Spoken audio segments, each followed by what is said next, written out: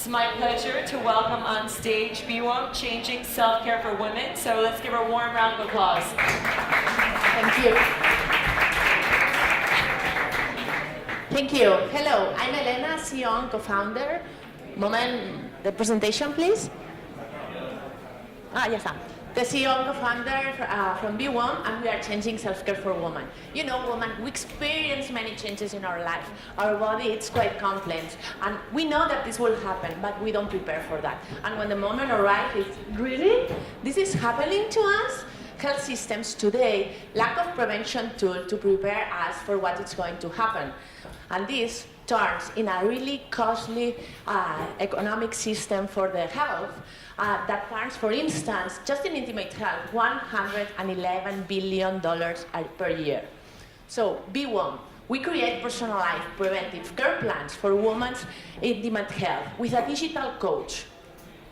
We have two differentiations. First, we treat health in an holistic approach, not in silos. Health is transversal. And the other thing, we create personalized action plans. These allow us to influence the patient pathway, so influence the woman to have better health outcomes. So our unique offerings, we have the first thing, an app that you download, and we make tests, questions. These allow us to personalize with recommendations, exercise, tips, guidance, tracking, so you can see the evolution. At the end, we have three pillars. We have data. This is what allows us to personalize. Then we interact with the user. This generates engagement. And what is more important, we can influence her health, so to improve it. That's with call to action, with action plans that are personalized for her. We have more than 200,000 users worldwide and more than 3.5 health data points. Just to put you an example, 60% of our users tell us that they have urine leaks, but only 2% have gone to the doctor when the issue is already severe, and the other are suffering in silence. So how is our business model? We started with B2C because we had to understand the user, how we can help them and make a product that they love. And now we are ready to go to B2B to help enterprise have a healthier population, make better decisions, and influence their passion pathway. So, as I said before, we have more than 200,000 users, and the best thing is that 40% of them come on organic growth.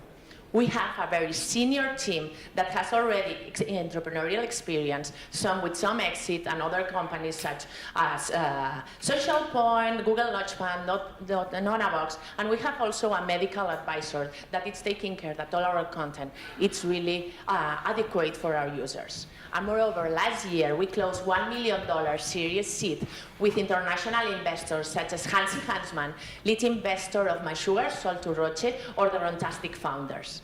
We are BWOM, and we're changing self-care for women. Thank you.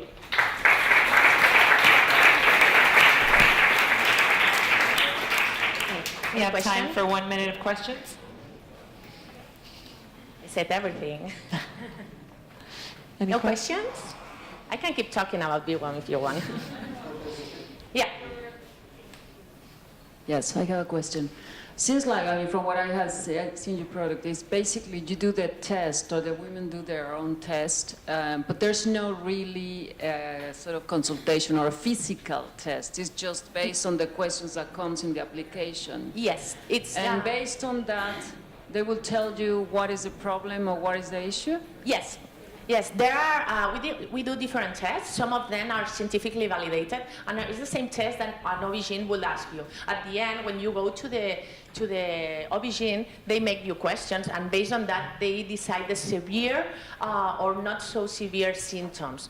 Of course, they can complete it with an exploration, but that's when the user tells us that the symptoms are quite severe, we don't tell the way to cure it, because we are trying to to make prevention. So we tell them to go to the doctor. But there are other symptoms, and I can tell you, we have 53% of our users that have sexual pain that they don't tell to the doctor, and they tell to us because we are anonymous. They feel comfortable, and what we try is to provide reliable content and reliable solutions for them. If there is really a real problem, we tell them go to the doctor. We're trying to go before they are really sick.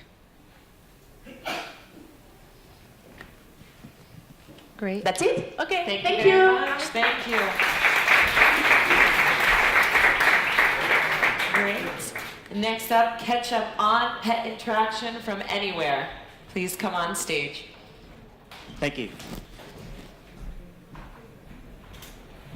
So at Playdate, we're building out technology to improve the lives of pets and their owners. Our story starts in 2013 when I fostered this guy. And for anybody who's fostered a dog before, you know that means I ended up keeping him. And at the time, I was a researcher at AT&T Labs and a professor at Columbia, where I was working on new types of devices. I have 36 patents in the devices space, including the way you illuminate e-ink that ships on e-reader devices, the way you simulate touch on capacitive touch devices that ships on laptops. And so with this device researcher, hat mindset, and this little guy, I started thinking about, okay, how can I improve his life? I built an activity tracker just as a hobby project for our walks around the city. Tabled it until 2015 when I started talking to a buddy of mine from college about how we might actually commercialize this. He had gone on to get an MBA from Stern, decided that he actually preferred building things, but had enough business acumen to know that we needed to make sure pet owners actually wanted to buy this. Let's check, let's make sure. And as we talked to more pet owners, we realized they don't care so much about activity tracking, but they all feel guilty leaving their pets home alone all day. Turns out it's a pretty big problem. There's 160 million cat and dogs in the US alone, and every one of their owners feels guilty leaving them home alone all day.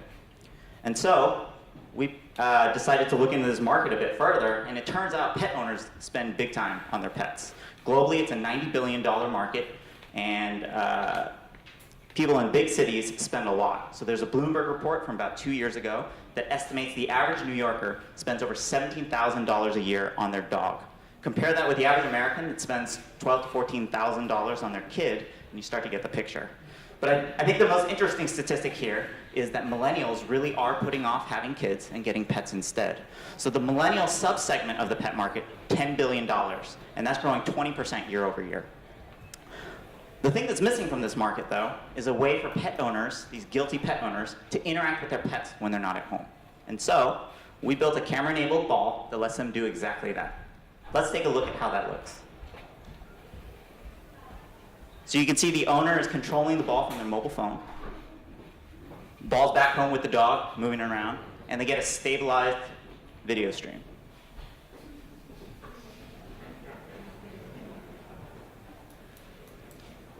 So the ball connects through the user's home Wi-Fi to our servers, allowing the user all that functionality you saw before. The user can control the ball, stream live video. We stabilize it in real time, and it supports two-way audio. So now pet owners can talk, hear, and essentially play with their pets when they're not there. The whole thing is encased in polycarbonate, which is virtually indestructible. That protects the ball and prevents any kind of a damage. It's also end-user replaceable if it ends up getting scuffed up. We ran a crowdfunding campaign on Indiegogo last year, raised over $800,000, making us the highest grossing pet tech crowdfunding campaign to date. We'll initially sell on e-commerce retail, costs $60 to make, $249 to retail. And so, just to wrap up here, just imagine if these 160 million cat and dog owners had a way to interact with their pets. Thanks. 1 minute for questions.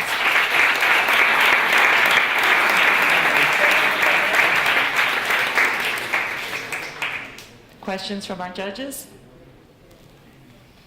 No? No questions? How much is the ball? Sorry about. How much is the ball? Retails for $249, costs $60 to make. $60 to make. Okay, thank you. Great. Thank you very much.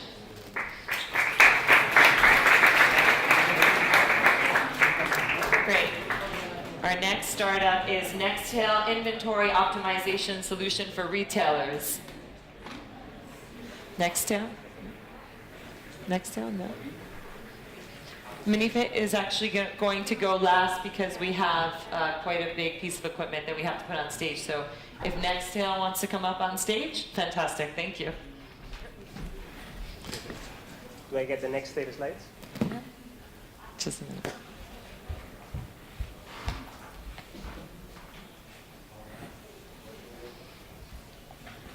There you go. Hi, my name is Joaquin Villalba. I'm co-founder and CEO of Nextel.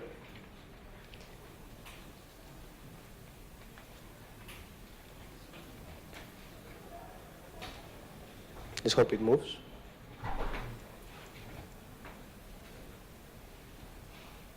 Yeah? Okay, sorry for that. So the retail industry loses $1 trillion every year due to a mismatch between supply and demand. Think about unsold products at the end of a season, or when you go to a store and you don't find what you're looking for. $1 trillion is like the size of the economy of Spain, or half of the economy of California. At the same time, some physical retailers are struggling, and the leading digital retailers are going physical. So certainly, retail is changing, and it's all about a new retail experience and speed. We founded Nextel 3 years ago, and thanks to the backing of our business angels and Nauta Capital, we took the company to 1 million ARR last year. We are a team of more than 40 people operating out of our offices in Madrid, Milan, and Moscow. And what we do is we provide a platform for online and offline retailers that delivers fast, automated decisions based on prescriptive analytics. This is automatic decisions like how many units should I buy in a season for a given product? How should I distribute the product so that it's closer to where demand is? And we take these decisions fast based on data. As a result, our clients, the retailers, our immediate clients, see how they can sustain sales with way less stock, with 30% less stock, even 40% less stock. And consumers can find the sizes and the products they are looking for in the stores. So these are applications built on the platform that basically automates decisions based on analytics. This is the team of Nextel. Thank you everyone. If there is any retailer in the room, we'll be very happy to speak to you. Thanks.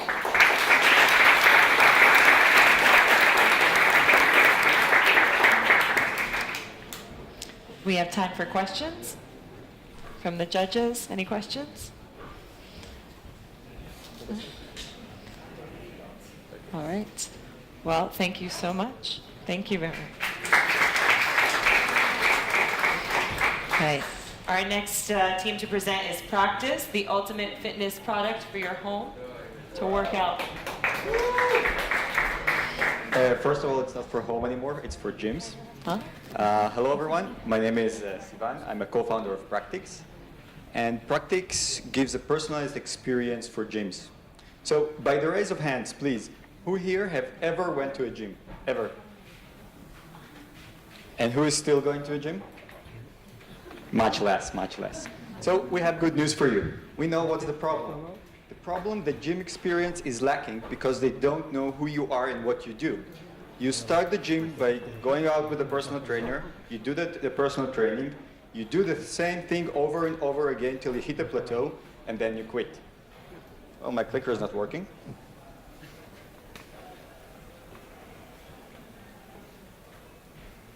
Okay. And then you quit. Wow. In order to avoid this, you need to do two things. One, you need to log every activity that you do in the gym. And let's face it, we all hate writing things down. And then you need to present it to your personal trainer so he will not give you a general advice, but a specific advice to you. So in Practice, we do just that. Our Practice bracelet automatically logs all your activity in the gym. Combined with the NFC tagging on the existing equipment in the gym, we know what you do, how you do it, and what kind of equipment you're using it. Then we present it to you on our mobile app, and we present it to a personal trainer, so now he knows you. But let's talk about something really important. How are we going to make money? So we're charging the gym a monthly subscription fee, according to their size, and list them the equipment. From our customer research, we know that our target market is small gyms and premium chains, which brings us to a total addressable market of $1.4 billion revenues a year. And unlike our competition, you don't have to replace the entire gym equipment, and our advanced algorithms is a one-stop shop for everything that you do in the gym. We have validated our product with our end user through a successful Kickstarter campaign, and now we're moving to a B2B model piloting with 2 gyms, one in Germany and one in Israel. In order to complete the pilot and to further expand in Germany and outside the European Union, we're looking for a seed investment in 2 stages. First stage is $150K of convertible loan. So to summarize, with Practice, you work smart and hard to get to your goals. Thank you.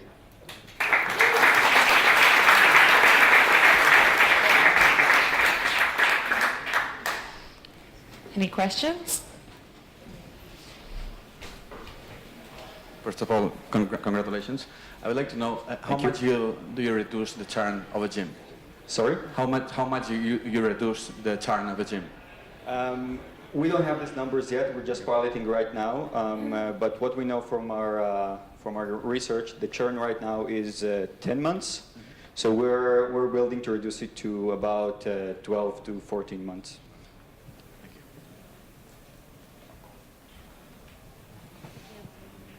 Any more? Any last questions? Questions? Okay, so if you want to get the personalized experience, you can come visit us in our booth number 59. Thank you.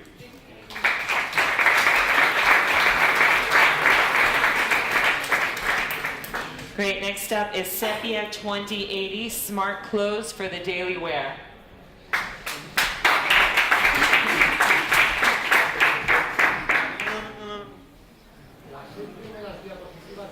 Sí, empezamos desde el principio.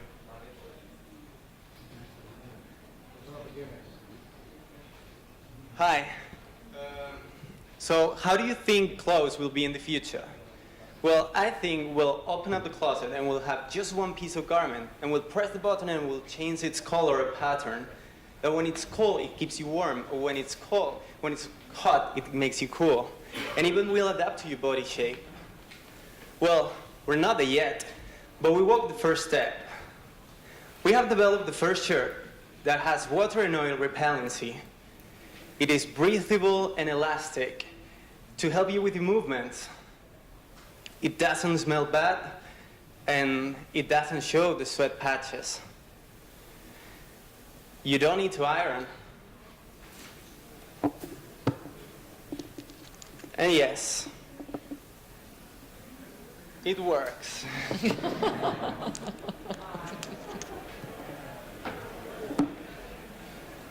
My name is Federico Robles, and I've always loved clothes as something you wear 24 hours a day. But when I told my parents that I wanted to study fashion, they didn't really love the idea, and they pushed me to try something else first. Industrial design engineering seemed a good idea, and I learned there how design is all about solving problems and helping people. After fashion school, I knew that I needed to know something else about what is key in that, the material, the fabric, the textile. So I went to ITEX, one of the best and biggest textile research institute in Europe. I learned from there and worked with them for over 4 years. And by that time, I knew how to make a garment like this, but I just had no clue on how to make that a company. And that's where I found Lanzadera. They're a great accelerator program in Valencia who helped me to go from just an idea and a simple prototype to a real company. I started this back in February 2016 by myself, and now we're 3 people in the team and we'll be 5 at the end of the year. We have launched 2 collections of shirts. The last one just arrived last week. And we have sold more than 500 shirts, making more than 50,000 euros income by selling the shirts directly from our website. We have a gross margin of 250% and our conversion rate is at 1.8. We want to end up next year, next May, by selling 500 shirts per month and then keep on growing from there. So we're here to find the right partners to make the right growth and to make possible the fashion of tomorrow. So if you want to know more about this or just check out the shirt and check out the fabric, I'll be outside. So thank you so much.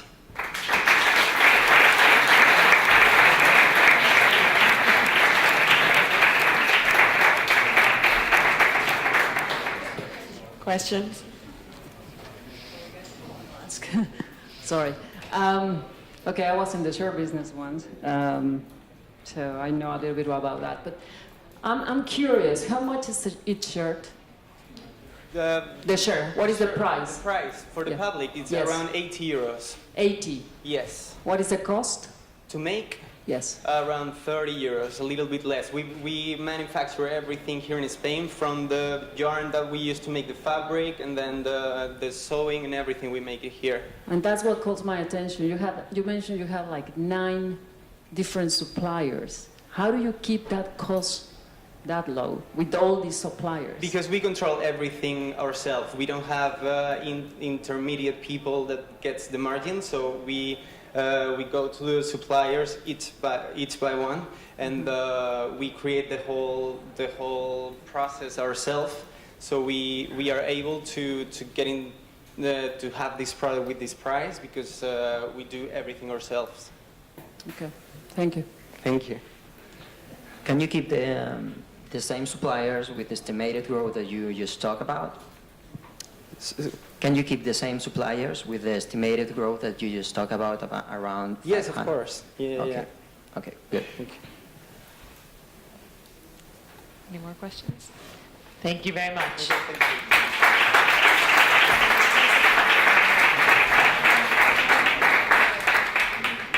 you. Next is SugarWise International Certification for Low Free Sugars. Please give them a warm round of applause.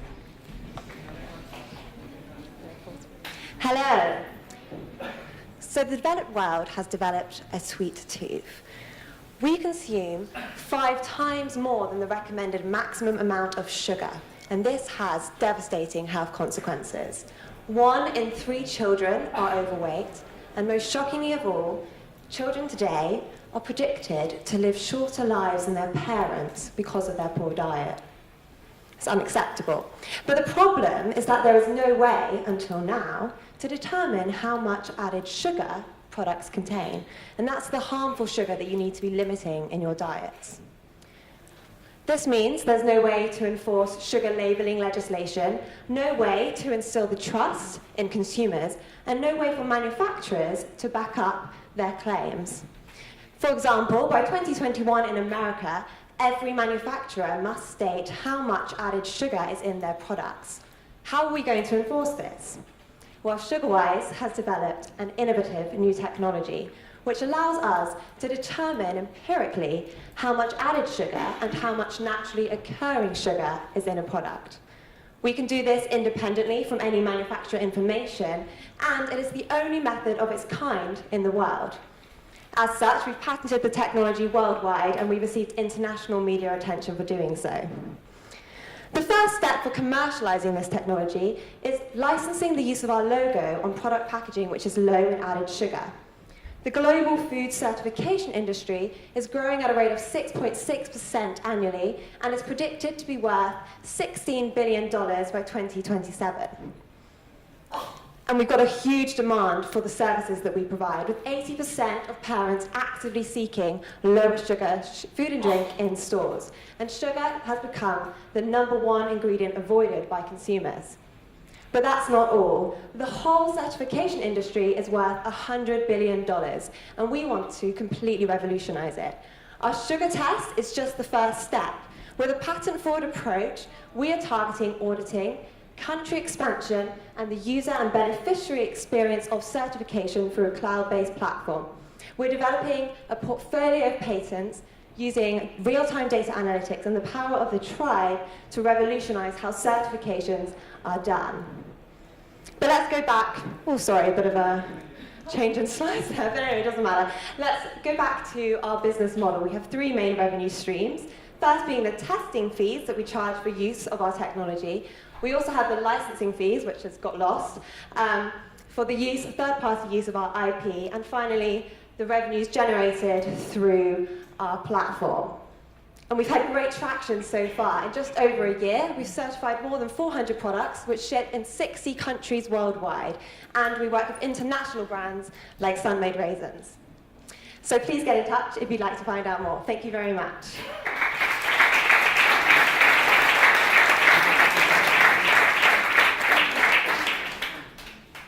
Questions? No? Clear enough? All right, there you go. Thank you very much. Great. Tuvalu Sports, second-hand sport gear marketplace. It's working? Okay. Hello, good morning. My name is Alejandro Pons, CEO of Tuvalu.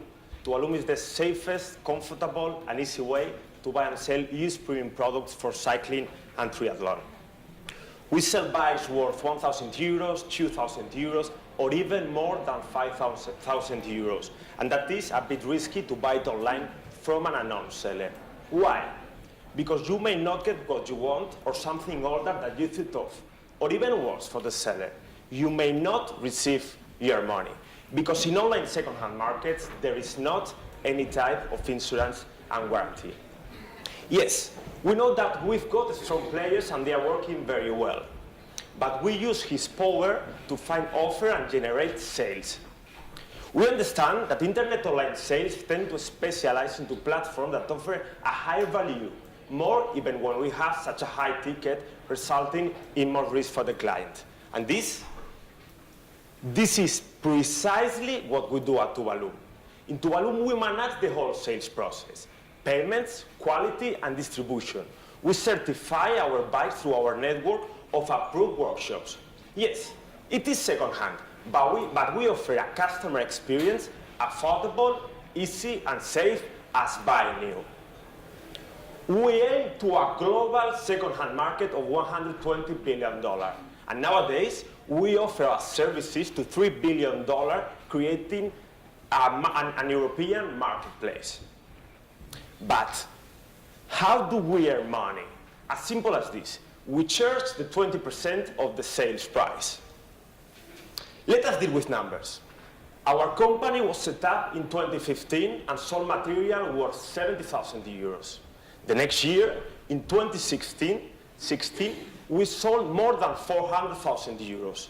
And this year, in 2017, we are on the road to sell more than 1 million euro. And this is possible because we have developed an excellent process to manage the entire buying and selling transaction, from marketing experts or to developers to cycling lovers. We want to be the outdoor sports marketplace leader. First, we have started in Europe as an online one-stop shopping marketplace. Safe, easy for cycling products. Thank you very much.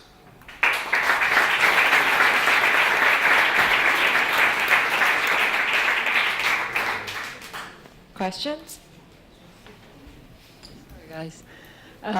Okay, at the moment you operate only in Spain, right? And you have control over the workshops and that. How do you plan to expand? If you're planning on expanding and start, how would you?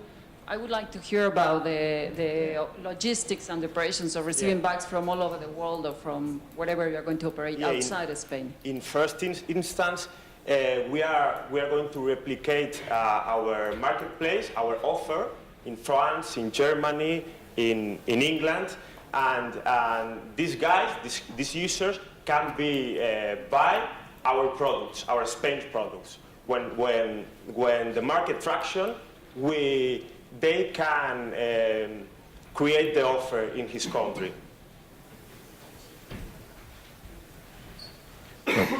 Now you're in the bicycle market.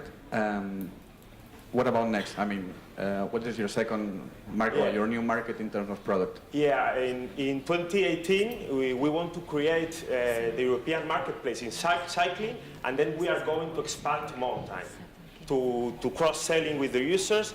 And in 2020, we are going to expand aquatic sports. Always first in Spain, understanding the problems and to create the best solution. Thank you. Okay.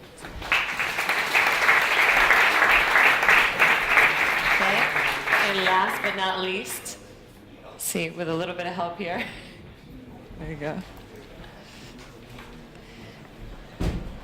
Ta-da! Minifit, minimalistic bike monitored by phone.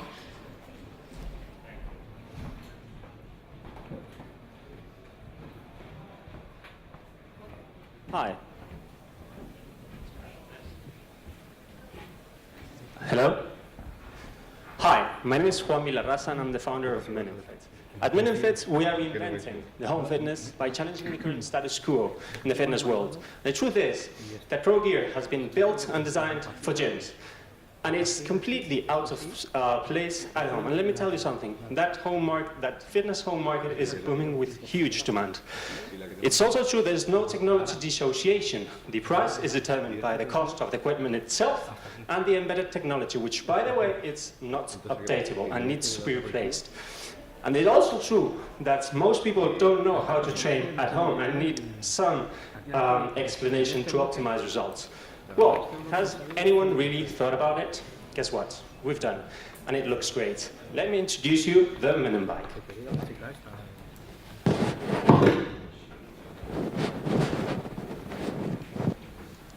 The Minim Bike is the first minimalistic, technologically advanced, plastic-made exercise bike for home use, which is monitored and controlled by your phone or tablets.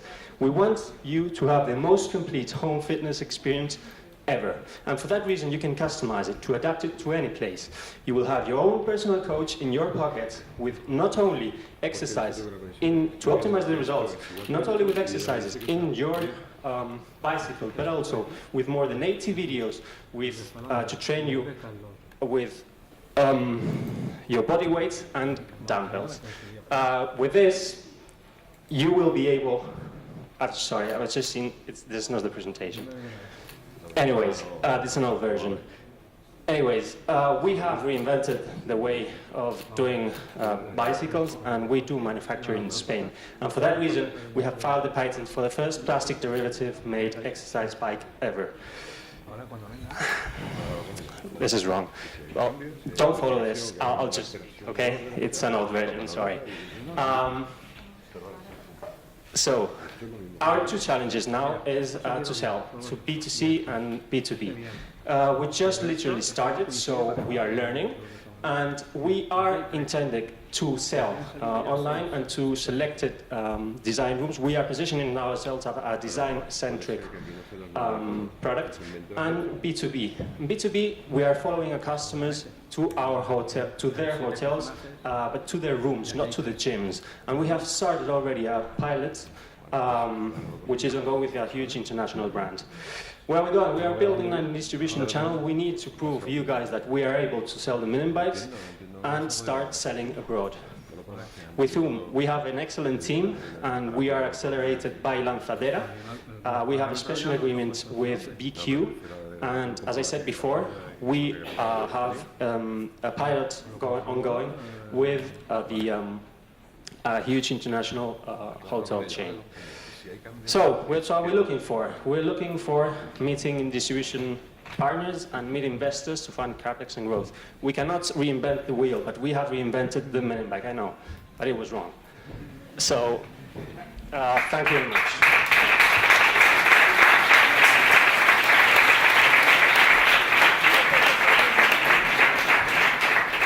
Sorry about this. Any question? I completely lost the flow. Any questions? I'm happy to answer. Hello, congratulations, and don't worry about the presentation, that happens all the time. My question is, you were talking about many people doesn't know how to train at home, but my question is, how many kinds of exercise can you perform at the mini-fit? So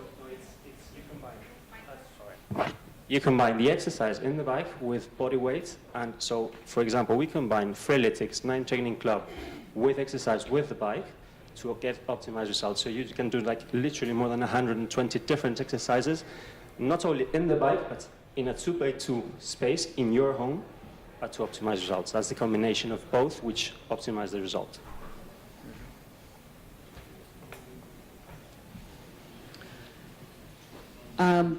I'm just thinking about the competition, and competition not in terms of another similar one. This is very minimalistic, it's very nice. But in terms of what it really does on the function, in a way you're competing with the gyms. Yes. My question is also, why would a hotel like or would introduce this in a room where they have already a spa or a gym in the same hotels? Why would they make this investment? Because So these questions comes to my mind. What we have been seeing is that people like to exercise in their hotel rooms, i.e. with, I mean, just imagine, you probably travel a lot, and there's many times that you don't want to go even to the gym of the hotel, and what we are finding is that people prefer to train and work or watch TV, anything, but with the privacy of their own room. And this is something that we are testing, and it's actually working quite well. So it actually, I mean, for very large hotels with huge gyms, maybe not. But with ones with smaller gyms, it absolutely works.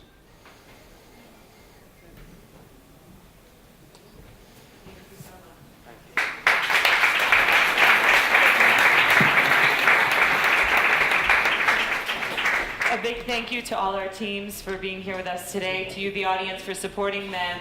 We'll be announcing the winner of the Fashion and Lifestyle Vertical. We're running a little bit behind schedule, but around 12:45. So please come back and join us to listen to the winners.